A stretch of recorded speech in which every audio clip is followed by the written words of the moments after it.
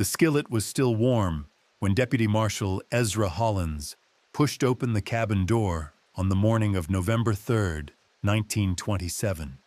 Understanding what happened in that isolated hollow would force an entire county to confront how easily neighbors can vanish when no one asks the right questions.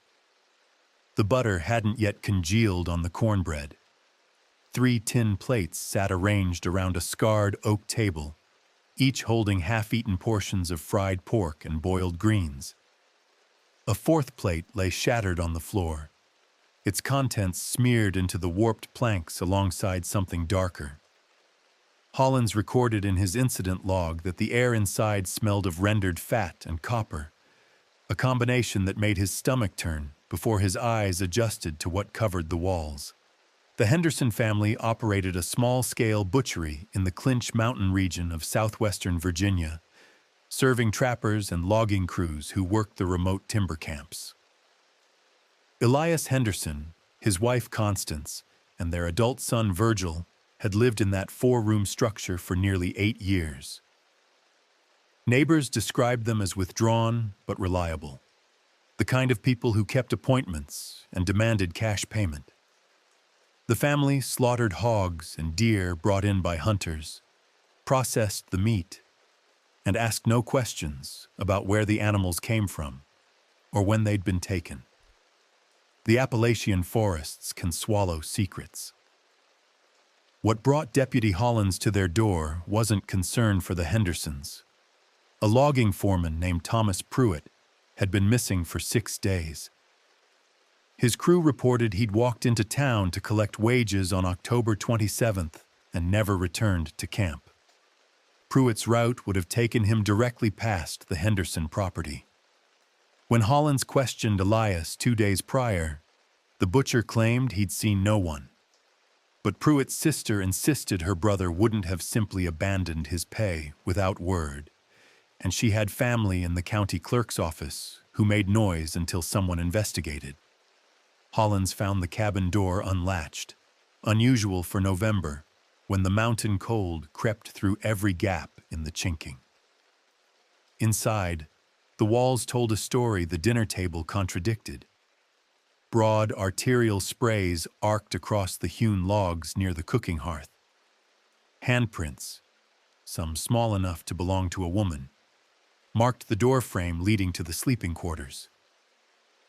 A cleaver lay beneath the window, its handle sticky. The deputy's report, preserved in the Russell County Archives, notes he observed deliberate patterns in the distribution of biological matter, suggesting purposeful application rather than accidental dispersal during typical butchering work. The sleeping quarters revealed 3 straw tick mattresses, neatly made. Personal effects remained in place. Constance's sewing basket, Virgil's razor, Elias's tobacco tin. A wardrobe held changes of clothing for all 3 family members. Nothing appeared stolen or ransacked. In the root cellar, Hollins discovered the butchering operation's working inventory. Hooks, saws, stone grinding wheels, and 9 wrapped parcels of unidentifiable meat stored in brine barrels. He left those undisturbed pending further examination.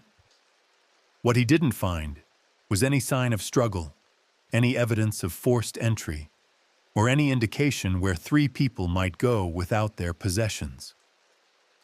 The Henderson property sat 3 miles from the nearest neighbor, accessible only by a logging trace that became impassable in heavy rain. The family kept no horses, no wagon. They received deliveries on foot from suppliers and transported finished meat in canvas packs. The isolation was intentional. Elias had purchased the land specifically because it sat beyond casual observation, tucked into a hollow where the mountain ridges created natural walls. By noon, Hollins had summoned Sheriff Wade Hutchins and 2 additional deputies. They expanded the search perimeter, working outward from the cabin in concentric circles. Within an hour, they located the family's primary work site, a pole barn situated 50 yards into the tree line, positioned to catch runoff from a spring. The structure contained a butchering table, drainage channels carved into the packed earth floor, and overhead chains with hooks at varying heights. They also found Thomas Pruitt's coat, hanging on a nail.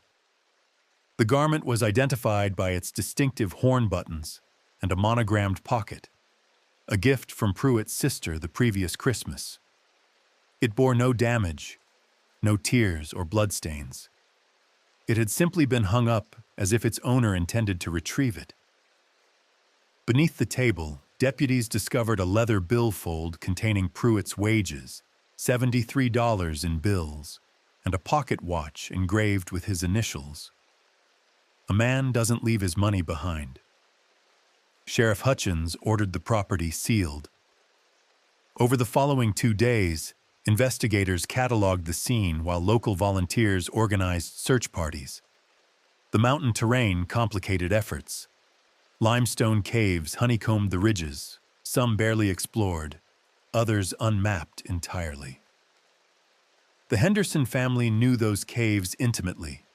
Elias had been seen emerging from various openings carrying game he claimed to trap in the underground passages. On November 5th, a trapper named Samuel Dorsey approached the investigation with information he'd withheld out of fear. 3 weeks prior, he'd been running his lines near the Henderson Hollow after dark when he heard singing, a woman's voice, tuneless and repetitive, echoing from somewhere beneath the ground. When he had mentioned it in town, others told him the Hendersons sometimes worked late. That sound carried strangely in the hollows. But Dorsey insisted the voice came from below, not from the cabin, and that it stopped abruptly when his lantern light reflected off an opening he hadn't noticed before. "Where are you watching from? And what time is it where you are right now?"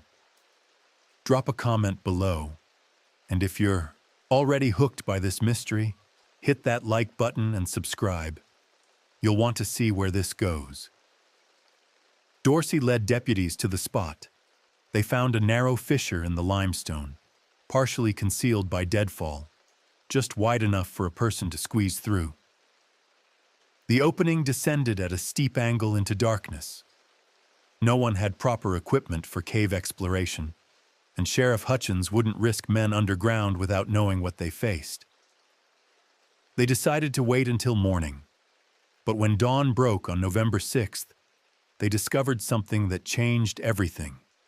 Fresh footprints in the frost, leading from the direction of the cave mouth back toward the abandoned cabin.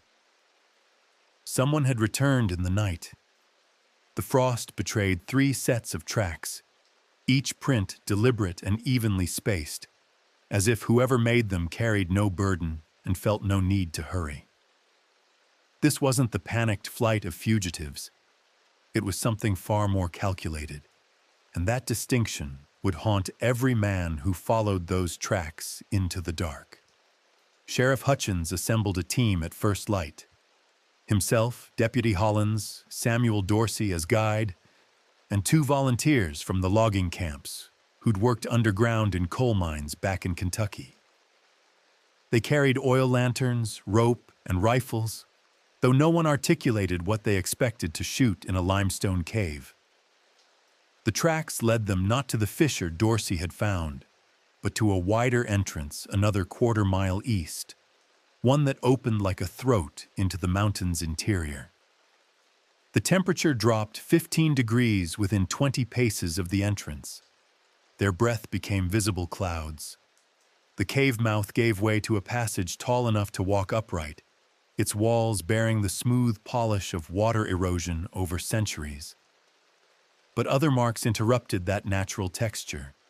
Deliberate scraping, geometric patterns carved at irregular intervals, symbols that resembled nothing in any Cherokee or settler tradition Hutchins recognized. The sheriff ran his fingers across one set of grooves and found them sharp-edged, recent enough that limestone dust still clung to the cuts. Someone had been marking territory. The passage descended gradually, branching at irregular intervals into side channels too narrow for safe passage. Dorsey insisted they mark their route with chalk, drawing arrows on the walls every 50 feet. The precaution proved wise.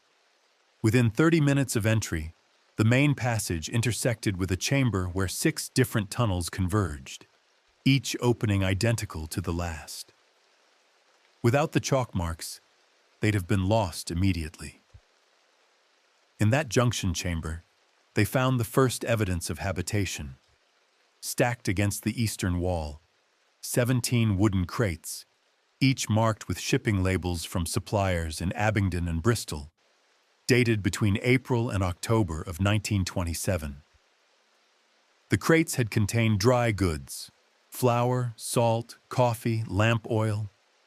All were empty now, their contents consumed or relocated deeper into the cave system. Near the crates, someone had arranged a makeshift workspace, a flat stone serving as a table, a smaller stone as a seat, and beside them, a leather-bound ledger. Deputy Hollins opened the ledger with trembling hands. The pages contained records, meticulously maintained in a slanted script identified later as Elias Henderson's handwriting. Each entry followed the same format: a date, a name, a brief physical description, and a location where delivery accepted. The earliest entry dated back to May of 1923, more than 4 years before the family's disappearance. The most recent was October 27, 1927. T. Pruitt, 32 years, Brown, accepted at barn, 6 portions yielded. The ledger documented 41 entries. Hutchins felt his mouth go dry. 41 names spanning 4 years. Some he recognized. Drifters who'd passed through the county. Workers who'd quit logging crews without notice. A peddler who'd vanished 2 summers back. Others were unfamiliar, possibly travelers from other regions whose disappearances hadn't been connected to Russell County. The notation, portions yielded, varied from 4 to 9, with no explanation for the discrepancy. Then one of the miners spoke, his voice barely above a whisper. "Sheriff, there's another passage here, and there's light coming from it." They extinguished their lanterns. 50 yards deeper into the mountain, a faint amber glow pulsed from a side tunnel, steady as a heartbeat. The light source wasn't fire. The color was wrong, more golden than orange, and it didn't flicker. As they approached, the air changed. The cold dampness gave way to unexpected warmth, and with it came a smell that made 2 of the men retch. Decomposition mixed with rendered fat and something acrid, almost chemical. The tunnel opened into a natural cathedral, a chamber so vast their lanterns couldn't illuminate the ceiling. But they didn't need to see the full space to understand its purpose. Chains hung from iron stakes driven into the limestone walls. Beneath each chain, dark stains spread across the stone floor in patterns that suggested struggle, then stillness. A long wooden table dominated the chamber's center, its surface carved with drainage channels that led to a natural fissure in the floor. Beside the table, the Henderson family's missing tools, arranged with surgical precision, saws of varying sizes, knives with specialized blades, mallets, hooks, and implements whose purpose the men didn't want to contemplate. They had found the Hendersons' true workshop, but the detail that stopped them all, that made even the hardened coal miners step back, was the far wall. Someone had arranged bones there, sorted by type and size, cleaned and stacked with the care of a museum curator. Femurs in one pile, ribs in another, smaller bones in clay vessels. And at the center of this macabre display, a single sentence carved deep into the limestone. "We feed what feeds us." The light source revealed itself, a natural phosphorescence in the cave walls, minerals that glowed when exposed to moisture and heat from the underground springs. The Hendersons had chosen this chamber specifically because it required no external light source, no smoke from fires that might be detected, no fuel that needed regular resupply. They'd created a self-sustaining operation in the mountain's belly. Hutchins ordered his men to retreat immediately. Whatever investigation needed to happen here, it required more people, better equipment, and preparation none of them possessed in that moment. As they backed toward the entrance tunnel, Deputy Hollins noticed something that hadn't been there during their descent.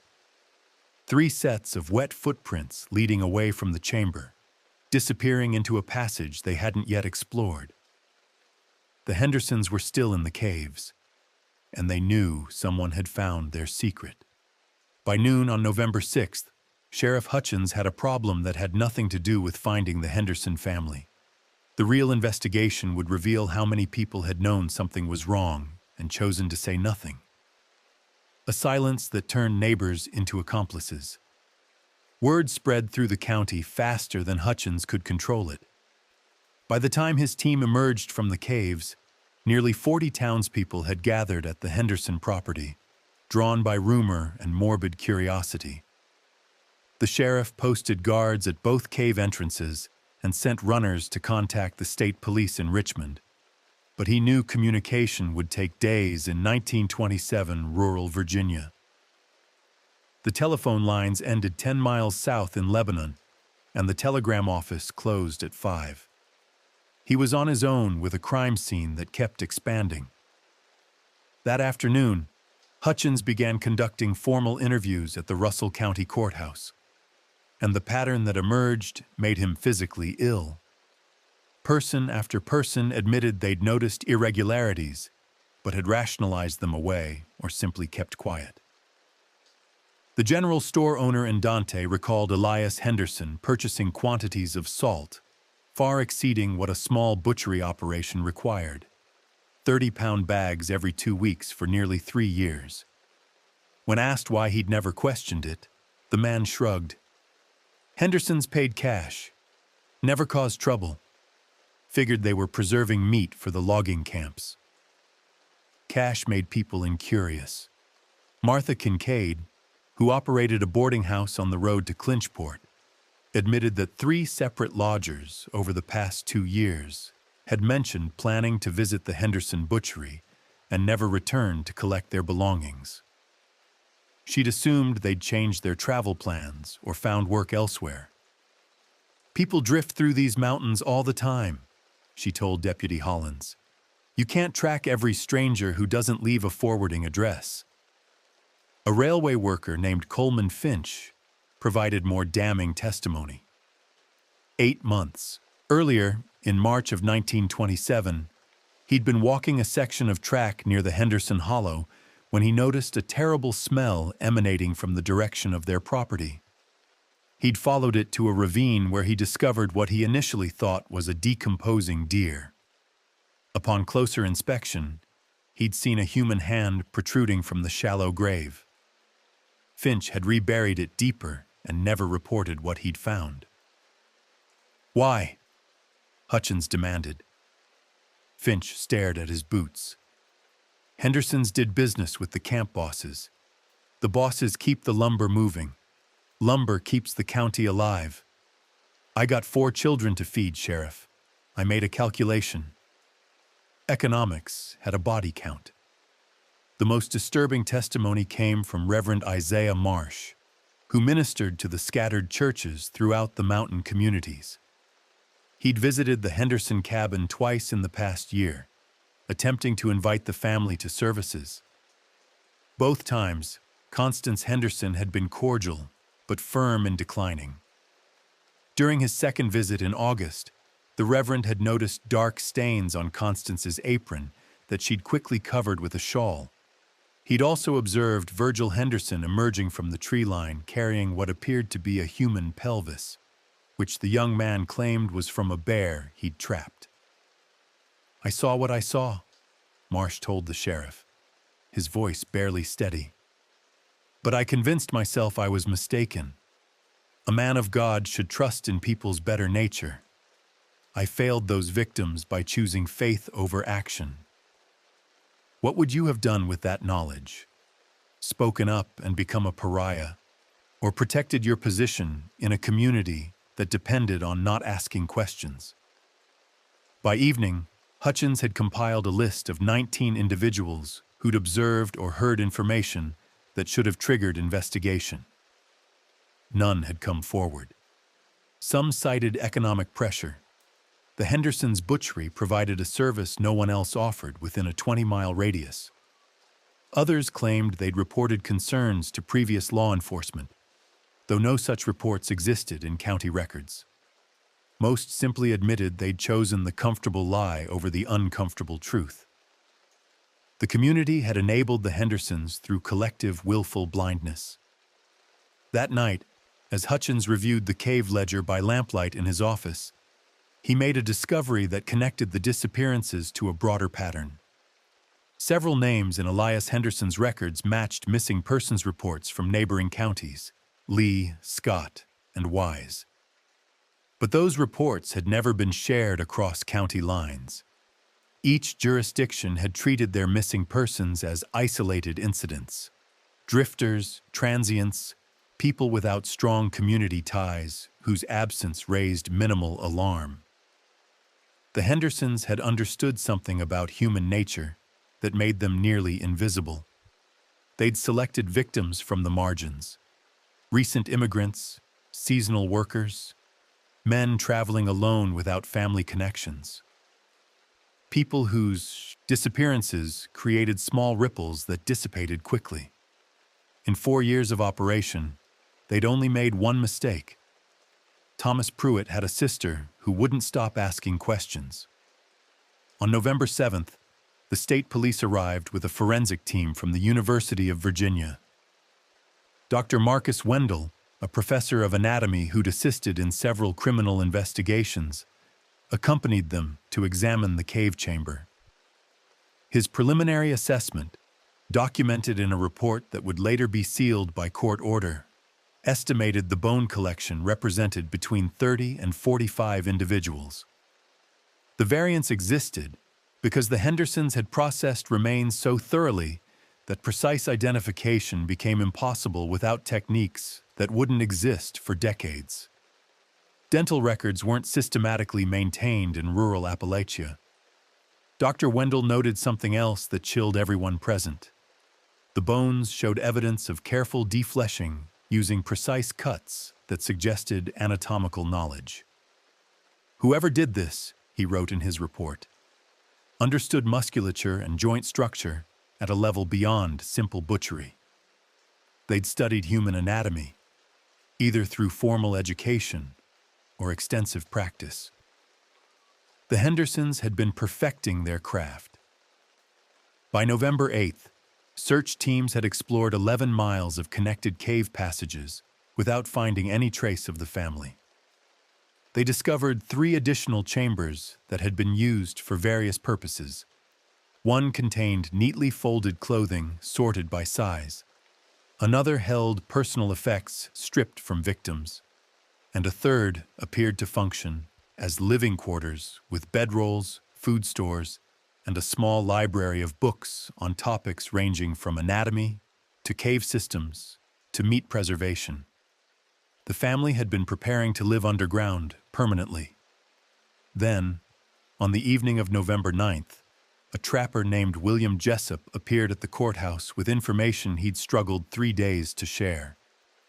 His 11-year-old daughter Sarah had befriended Virgil Henderson 2 years earlier when the young man helped her track a wounded rabbit. Over subsequent months, Virgil had told Sarah stories about the sleeping people who lived in the caves, who fed on dreams and sometimes needed real food to stay strong. Sarah had thought he was telling fairy tales. But last week, Jessup said, his voice breaking, she told me Virgil visited her bedroom window after dark, said his family was going to join the sleeping people forever, and he wanted to say goodbye. I thought it was a nightmare. Hutchins felt something click into place. The Hendersons hadn't vanished in panic. They'd planned their departure, prepared their underground refuge, and executed their exit when they knew investigation was inevitable. They'd left the cabin staged, food on the table, blood on the walls, not as evidence of violence, but as theater. A final performance designed to create exactly the kind of confusion they'd need to disappear completely. And somewhere in hundreds of miles of unexplored cave passages beneath the Clinch Mountains, they were still down there. Living in the dark they'd chosen. 3 weeks into the investigation, the search team stopped looking for survivors and started counting the dead. What they discovered in the deeper passages would force authorities to make a choice between truth and the story a community could survive hearing. By late November of 1927, the cave exploration had become the largest coordinated search operation in southwestern Virginia's history. The state police brought in experienced cavers from West Virginia, coal miners familiar with underground navigation, and even a geologist from Virginia Tech who'd mapped portions of the region's limestone formations. They divided the known passages into sectors, marked routes with colored chalk, and maintained detailed logs of every chamber explored. The caves resisted systematic cataloging. What searchers initially believed was a single connected system revealed itself as a labyrinth of passages spanning multiple elevations, some corridors barely wide enough to crawl through, others opening into chambers large enough to hold a church congregation. Underground streams appeared and vanished into fissures too narrow to follow. The geology created natural acoustic tricks. Sounds echoed from indeterminate directions, making it impossible to track noise to its source. Men reported hearing footsteps behind them in passages they'd just marked empty, only to find nothing when they turned around. The mountain played with perception.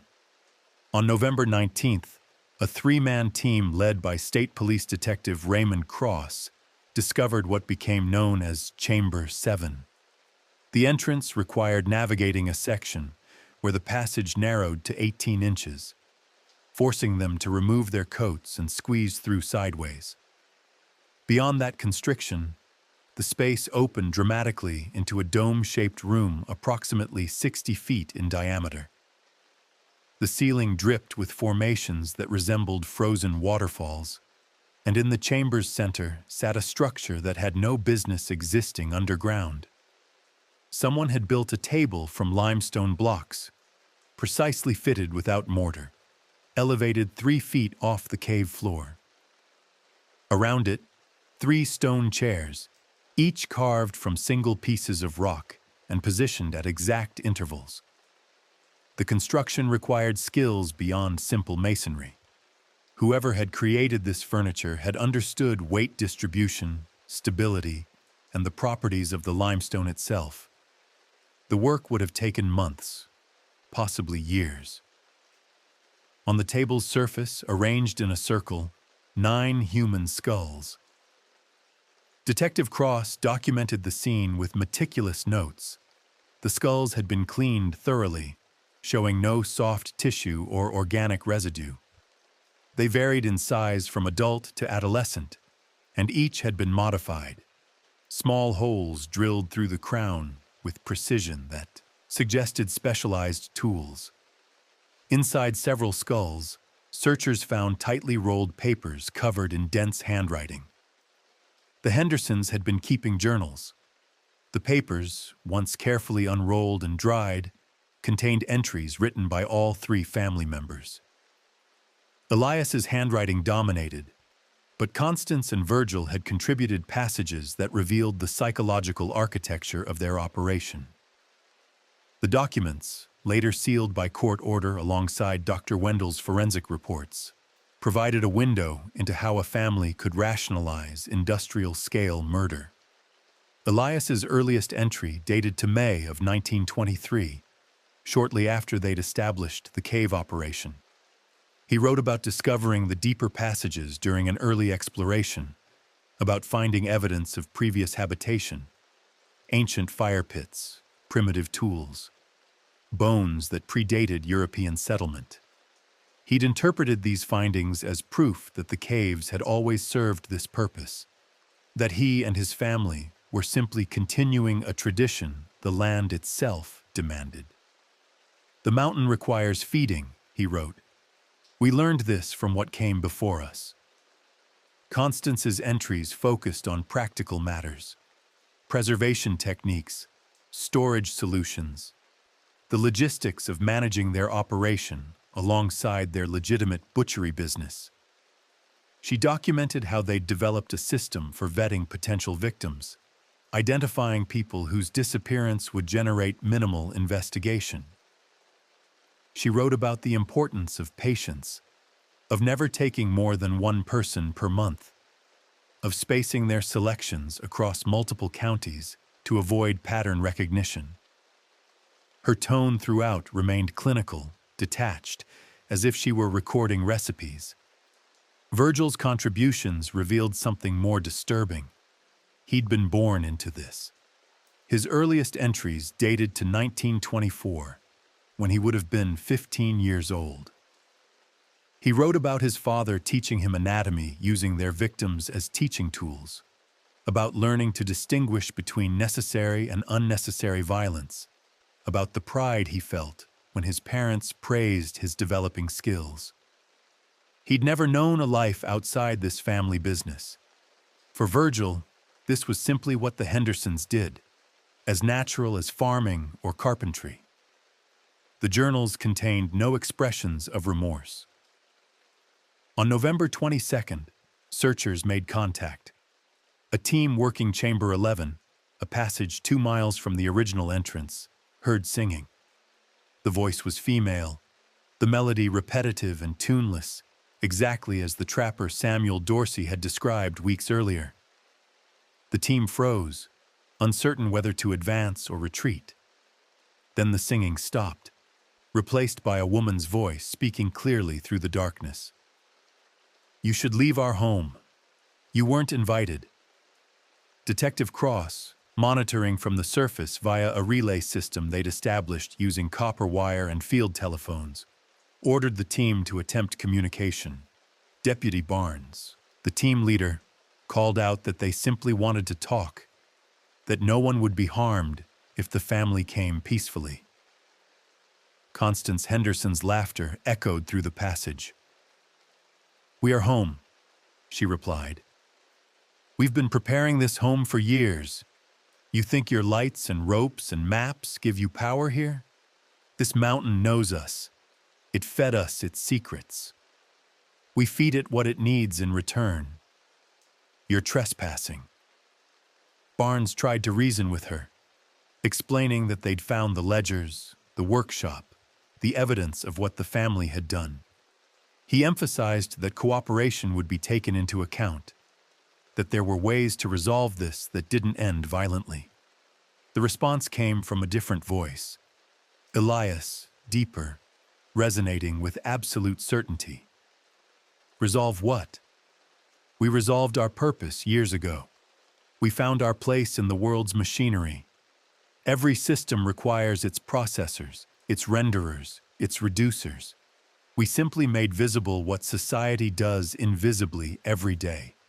The difference is we were honest about it." The philosophical justification of a serial killer. The team attempted to trace the voices to their source, but the acoustics made triangulation impossible. The Hendersons could have been 20 feet away or 200 yards deeper into the mountain. When Barnes advanced cautiously toward where he thought the voices originated, he found only another branching passage, silent and empty except for the constant sound of dripping water. On November 25th, Thanksgiving Day, the search teams found Chamber 14.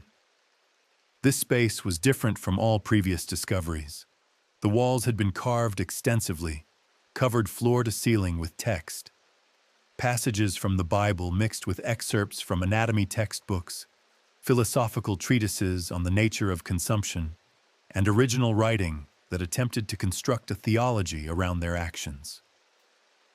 Whoever had carved this text, likely Elias based on handwriting samples, had spent hundreds of hours creating this monument to their worldview. One passage, carved in letters 6 inches tall, read, "And the earth opened her mouth and swallowed them up." Numbers 16:32.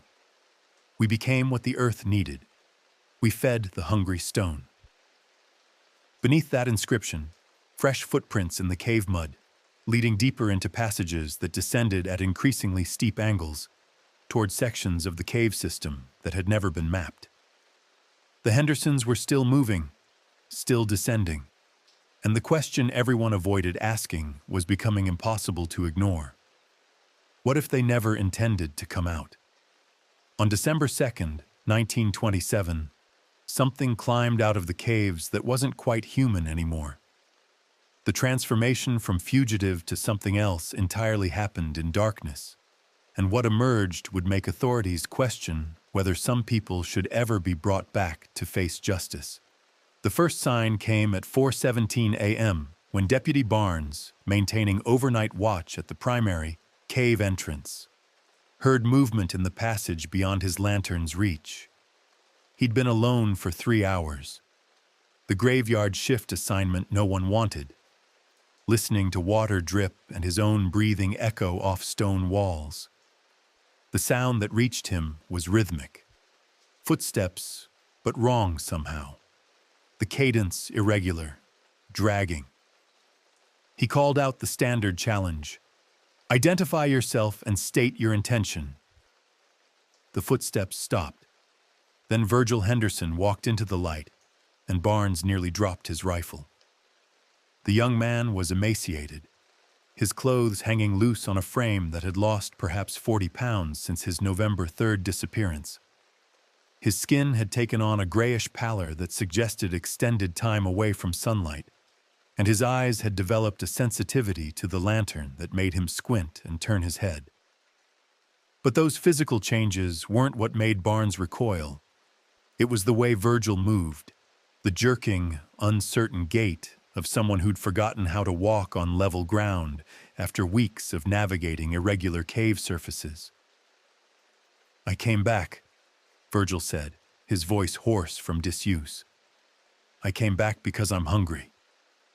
Barnes immediately signaled for backup using the bell system they'd rigged, then kept his rifle trained on the young man while trying to process what was happening. Virgil made no aggressive moves. He simply stood there, swaying slightly, staring at Barnes with an expression that conveyed neither fear nor defiance, just emptiness, a profound absence of normal human affect. "Where are your parents?" Barnes asked. "Deeper. They went deeper. They're not coming back." Virgil paused, working his jaw as if remembering how to form words. "They found where it leads, the mountain's throat. They wanted me to go with them, but I couldn't. I'm still too much of what I was. Too much of what I was." By dawn, Virgil Henderson sat in a cell at the Russell County Courthouse, examined by Dr. Wendell and 2 physicians from Abingdon. Their medical assessment documented severe malnutrition, dehydration, and early signs of rickets from vitamin D deficiency. His teeth showed decay consistent with weeks of inadequate hygiene. His feet were covered in lacerations and fungal infections from extended time in damp conditions. But his mind presented the greater mystery. Virgil spoke coherently when questioned, but his responses suggested a fundamental disconnect from moral reasoning. When asked about the victims documented in his father's ledger, he showed no emotional response. "They served a purpose," he explained matter-of-factly. "Everyone serves a purpose. Theirs was to nourish. Ours was to facilitate.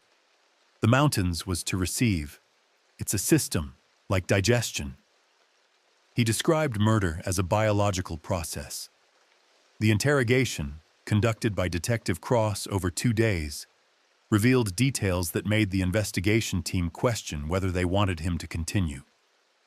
Virgil explained how his parents had selected victims, watching for people who lingered too long at the butchery, who asked too many questions about the family's practices, who seemed to have no pressing destination. Elias would engage them in conversation, determine whether anyone would notice their absence, then invite them to see the special cuts we keep in the cool storage. The cave became their trap. Most people followed willingly, Virgil said, his voice devoid of inflection. They were curious about the caves. Everyone's curious about caves. And once you're deep enough, past the second junction, the acoustics make it impossible to hear the outside. You can scream all you want. The stone absorbs everything. Dr. Wendell, observing the interrogation, noted that Virgil displayed symptoms consistent with what psychiatrists were beginning to identify as psychopathy. The absence of empathy, the treatment of human beings as objects, the complete lack of remorse. But something else troubled the doctor more. Virgil kept referring to his family in present tense when discussing his parents, despite claiming they'd descended to depths he couldn't follow. They're still down there now, Virgil would say. They're becoming what they needed to become. On December 4th, authorities decided to use Virgil as a guide. Detective Cross organized a heavily armed team of 8 men who would accompany the young man into the caves, with Virgil's hands bound and a rope around his waist, so he couldn't escape deeper into the passages.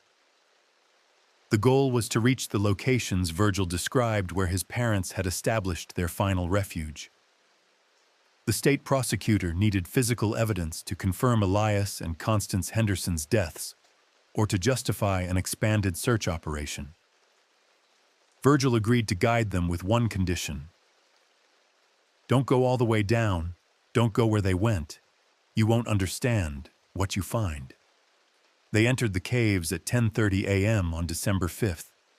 Virgil led them through passages the search teams had marked as explored, but he took turns at junctions they'd previously bypassed as dead ends. He moved with confidence despite his weakened condition, navigating by memory and some internal sense of the cave's geography that exceeded what their maps showed. After 2 hours of steady descent, they reached a chamber the teams had designated as Chamber 23, one of the deepest sections accessed during the search. "This is where we lived the last week," Virgil said, before they decided to go deeper. The chamber showed signs of recent habitation, blankets arranged as bedding, containers of water drawn from an underground stream, and disturbing evidence that the family had sustained themselves on something other than their stored food supplies. Bones scattered near the makeshift camp bore cut marks that Dr. Wendell, examining them by lantern light, identified as perimortem, created at or near the time of death. The Hendersons had been cannibalizing their victims' remains. "We ran out of preserved meat," Virgil explained without emotion. "Father said we had to adapt, that the mountain would provide if we knew how to receive. There were still some portions left in the lower storage chambers, frozen in the cold sections. He said it was wasteful to let them spoil." One of the deputies vomited. Virgil guided them to a passage that descended at a 45-degree angle, requiring ropes and careful footing. The air temperature dropped noticeably, and the limestone walls became coated with moisture that made every surface treacherously slick. After descending approximately 300 vertical feet, they reached what Virgil called the threshold. The passage opened into a chasm. Their lanterns couldn't illuminate the bottom. The void simply swallowed the light, revealing nothing except the sense of vast, empty space. A natural bridge of limestone, perhaps 5 feet wide, extended into that darkness, disappearing after 30 feet. On the near side of the bridge, someone had arranged stones into a cairn, and atop it rested Elias Henderson's pocket watch and Constance Henderson's wedding ring. "They left those," Virgil said quietly. "They said they wouldn't need them where they were going. Father told me the caves go down forever if you know the right paths. He said there are places where the stone is warm, where water flows up instead of down, where the mountain breathes. He said they could feel something calling them from below, something that understood what they'd become." Detective Cross ordered the team to stop. "They walked across that bridge," Virgil continued, his voice taking on an almost dreamy quality. "I watched them go. Mother was singing that song she always sang when she worked. Father was laughing. They held hands. And they just walked into the dark until I couldn't see their lanterns anymore. That was November 28th. I waited 3 days for them to come back. But I knew they wouldn't. They'd found what they were looking for." The team secured Virgil and began their retreat. But as they ascended, they heard it, rising from the chasm behind them, echoing up through passages that shouldn't carry sound that far, singing. A woman's voice, tuneless and repetitive, exactly as witnesses had described for months. Constance Henderson's song, coming from somewhere deep in the earth, and beneath it, barely audible, the sound of something laughing. By December 15th, 1927, the prosecution had enough evidence to hang Virgil Henderson 10 times over, but they faced a problem no legal precedent could solve. How do you try a man for crimes when exposing the full truth would destroy the community that enabled them, and when the defendant himself seemed to exist beyond the reach of normal human justice? The Commonwealth of Virginia had never handled a case of this magnitude. The physical evidence alone was staggering. The cave chambers, the ledger documenting 41 victims, the journals, Dr. Wendell's forensic analysis confirming remains from at least 37 individuals. The testimony of Virgil Henderson himself provided detailed confessions to his participation in multiple murders spanning 4 years. Any competent prosecutor could secure a conviction within days. But Commonwealth Attorney Gerald Blackwood faced constituencies beyond the courtroom. Russell County's economy depended on lumber, coal, and the support services that sustained those industries. The Henderson case had already damaged the region's reputation. Newspapers in Richmond, Washington, and even New York had published lurid accounts of the Appalachian cave killers. Investors were questioning the stability of a region where serial murder could operate undetected for years. The county's business leaders made their position clear to Blackwood: get a conviction, but minimize the details that made the community look complicit. Truth became negotiable. On December 20th, Blackwood met privately with Detective Cross and Sheriff Hutchins to discuss trial strategy. The conversation, later documented in Hutchins's private papers, donated to the Virginia Historical Society in 1973, revealed the calculation behind the prosecution's approach. They would charge Virgil with first-degree murder in the death of Thomas Pruitt only, a single victim whose disappearance had prompted the investigation, whose sister could testify, whose death created a clean narrative without the complications of the broader killing pattern. The other 40 victims would be administratively classified as related incidents, without individual prosecutions. "We can't put half the county on trial," Blackwood argued. "If we thoroughly investigate everyone who knew something, everyone who looked away, we'd be arresting shopkeepers, ministers, businessmen. We'd tear apart the social fabric.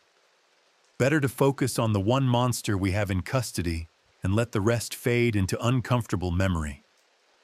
Justice had capacity limits. The decision to minimize the scope of the prosecution meant sealing substantial evidence. Dr. Wendell's complete forensic report, detailing the processing methods and the anatomical expertise demonstrated in the cave chambers, was classified as excessively prejudicial. The journals recovered from Chamber 7 were sealed by court order. The full victim list from Elias Henderson's ledger was never publicly released. Families of the disappeared received private notifications, but no comprehensive accounting entered the public record. 41 people became a footnote. Virgil Henderson's attorney, a court-appointed public defender named Morris Gaines, faced an impossible task. His client had confessed to everything, showed no remorse, and actively undermined any defense strategy Gaines attempted to construct. During their first meeting, Virgil told him plainly, "I don't want to be defended. I want to explain why what we did made sense. I want people to understand we were fulfilling a necessary function." Gaines filed a motion arguing his client was mentally incompetent to stand trial. The competency hearing in January of 1928 became a battleground for emerging psychiatric theory. Dr. Wendell testified that Virgil demonstrated clear understanding of right and wrong, could articulate the consequences of his actions, and showed no signs of psychosis or delusion. But the doctor acknowledged that Virgil's complete absence of empathy and moral reasoning suggested profound psychological abnormality, something beyond the legal definitions available in 1920s Virginia law. "He understands that society calls murder wrong," Dr. Wendell testified. "He simply doesn't accept that framework as relevant to his behavior. He's operating from an entirely different moral paradigm, one where human beings are categorized as resources rather than individuals with inherent worth." The judge ruled Virgil competent to stand trial. The trial itself lasted 3 days in late January. The prosecution presented overwhelming evidence.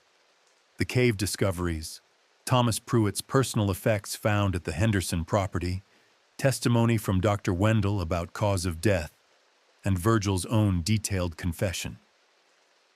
The defense called no witnesses.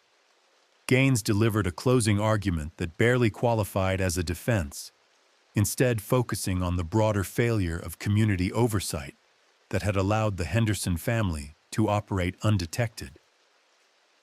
"This young man is guilty," Gaines told the jury.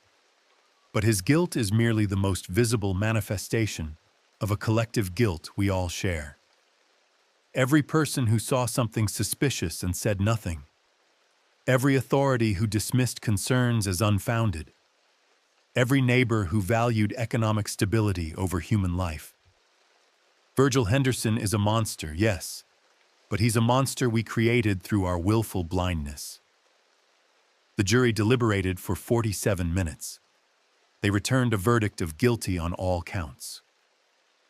Judge Harrison Pemberton sentenced Virgil Henderson to death by electric chair, to be carried out at the state penitentiary in Richmond. Virgil showed no reaction to the sentence. When asked if he had any final statement before being remanded to custody, he said only, "My parents are still down there. They'll always be down there. And sometimes, what goes deep enough doesn't need to come back up to keep existing."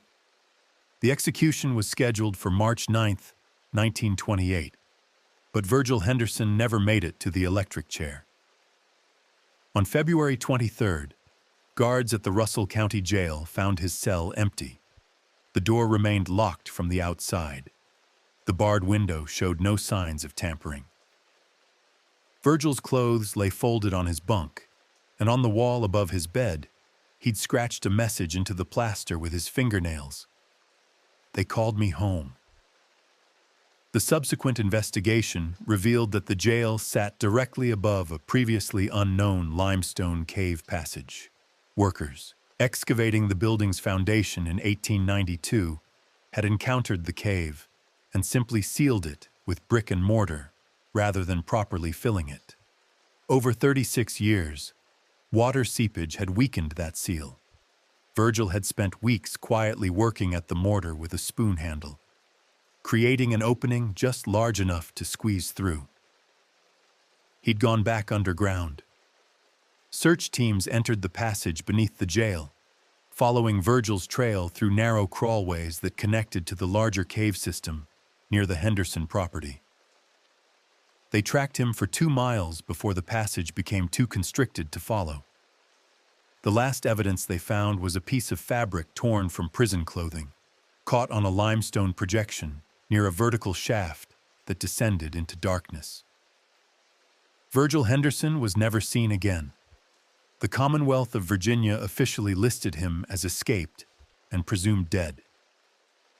Privately, authorities acknowledged he'd likely made it back to the deeper passages where his parents had disappeared, back to the chasm Detective Cross's team had refused to cross. Whether he survived down there, whether he found what he was looking for, whether something found him, these questions had no answers. Some searches end with ambiguity.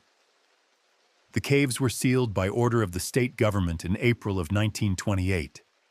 Engineers used dynamite to collapse the main entrances, then covered the sites with concrete.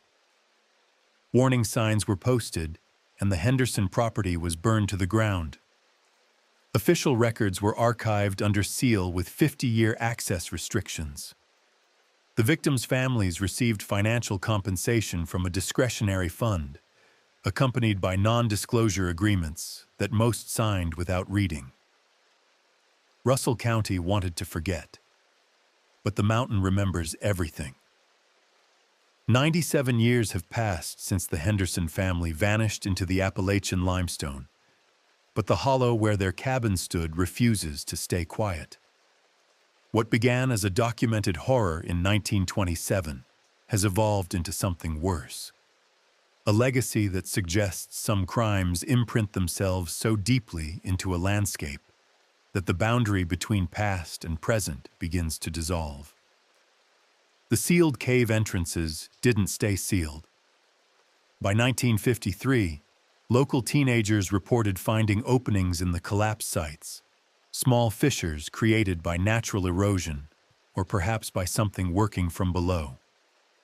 The Virginia Department of Mines conducted inspections and resealed the locations, but the pattern repeated every decade. New openings appeared, authorities sealed them again, and the cycle continued. By the 1980s, the state stopped maintaining the seals. They posted warning signs and relied on the Henderson property's reputation to keep people away. It worked for a while. Dr. Sarah Chen, a geologist from Virginia Tech, conducted cave surveys in the Clinch Mountain region during the summer of 2006. Her team used ground-penetrating radar and three-dimensional mapping technology unavailable to 1920s searchers. The scans revealed that the Henderson cave system connected to a network of passages extending more than 40 miles beneath the mountains, including several vertical shafts descending beyond the range of their equipment, potentially 1,000 feet or more into the earth. What we found, Dr. Chen wrote in her report, suggests the Hendersons barely scratched the surface. The chambers they used for their activities occupy maybe 2% of the accessible cave volume. The rest remains unexplored, and frankly, based on the structural instability we detected, much of it is probably unexplorable using current techniques. The caves go deeper than anyone wanted to confirm. In 2012, a group of amateur spelunkers ignored the warnings and entered through one of the unsealed passages. 3 of them emerged after 6 hours, refusing to discuss what they'd found. The 4th member, a 26-year-old man named Derek Hostetler from North Carolina, never came out. Search and rescue teams spent 4 days looking for him, but the cave system's complexity and danger made comprehensive searching impossible. They eventually classified him as lost and presumed deceased. Hostetler's family hired a private investigator who interviewed the 3 survivors. According to the investigator's report, obtained through a Freedom of Information request, All three described finding evidence of recent habitation deep in the caves. Fresh water containers, modern camping equipment, and disturbingly, what appeared to be a journal written in shaky handwriting. They claimed the journal entries were dated from various years between 1998 and 2011, all signed VH. Virgil Henderson would have been 103 years old in 2011. The survivors also reported hearing singing, a woman's voice, tuneless and repetitive, emanating from passages too dangerous to explore. When Derek Hostetler heard the singing, he'd insisted on investigating its source. He entered a narrow side passage alone, and they never saw him again. The three who escaped said they'd waited for him for 3 hours before panic drove them to the surface. Russell County Sheriff's Department declined to investigate further. Modern residents near the former Henderson property report persistent oddities. Hunting dogs refuse to enter certain sections of the forest. Electronic equipment malfunctions within a quarter-mile radius of the sealed cave entrances. GPS devices lose signal. Cameras drain batteries instantly. Cell phones register impossible temperatures. The phenomena have been documented by multiple independent researchers, but never adequately explained. In 2019, a documentary crew from a cable television network received permission to film at the Henderson site. They brought specialists in paranormal, investigation, cave exploration, and forensic anthropology. The production spent 6 days on location, and the footage they captured, according to crew members who spoke anonymously to true crime podcasters, was too disturbing to broadcast. The network shelved the project without explanation.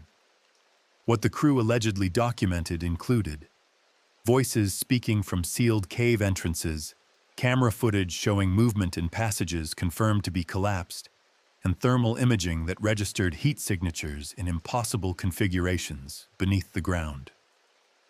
One crew member reported seeing a figure standing at the tree line, emaciated, wearing clothing that appeared decades old, watching them work.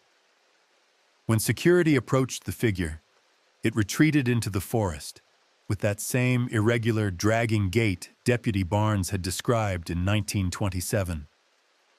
Local teenagers have a game they play on Halloween. They drive out to the Henderson Hollow after midnight, park at the edge of the property, and wait. According to the tradition, if you're silent for 13 minutes while watching the sealed cave entrances, you'll hear the singing. Some claim they've seen lights moving beneath the ground, visible through fissures in the collapsed rock. Others report finding fresh footprints in the morning, always 3 sets, always leading from the cave sites toward the forest, never returning. The Russell County Tourism Board does not promote this activity.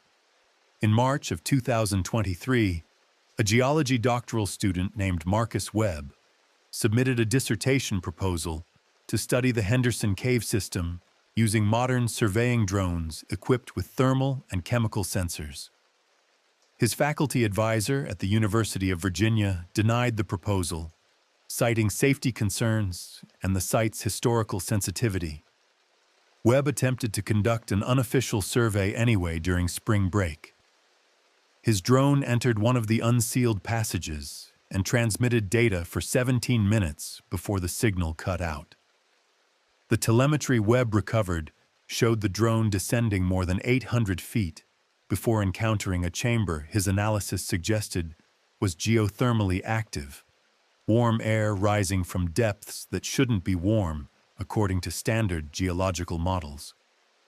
The drone's final transmitted image, which Webb posted briefly on social media before deleting his accounts, showed something carved into the limestone wall at that depth. The same message Virgil Henderson had scratched in his jail cell 95 years earlier. They called me home. The caves beneath the Clinch Mountains hold secrets that 3 centuries of European settlement haven't begun to unpack.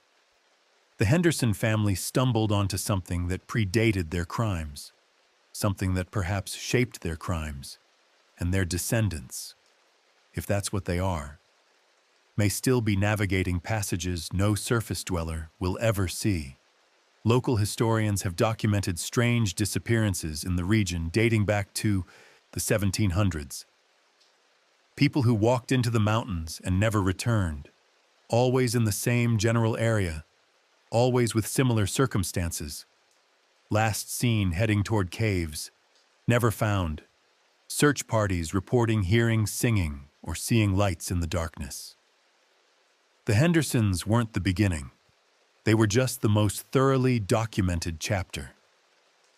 The question isn't whether something terrible happened in those caves in 1927. The question is whether it ever stopped happening. And here, 97 years later, the legend persists. On certain November nights, residents near the old Henderson Hollow report hearing 3 voices singing in harmony: a man, a woman, and someone younger, rising from the sealed entrances, calling to something that waits in the dark beneath the mountain. We're only scratching the surface. The next case is even darker. Subscribe before it drops.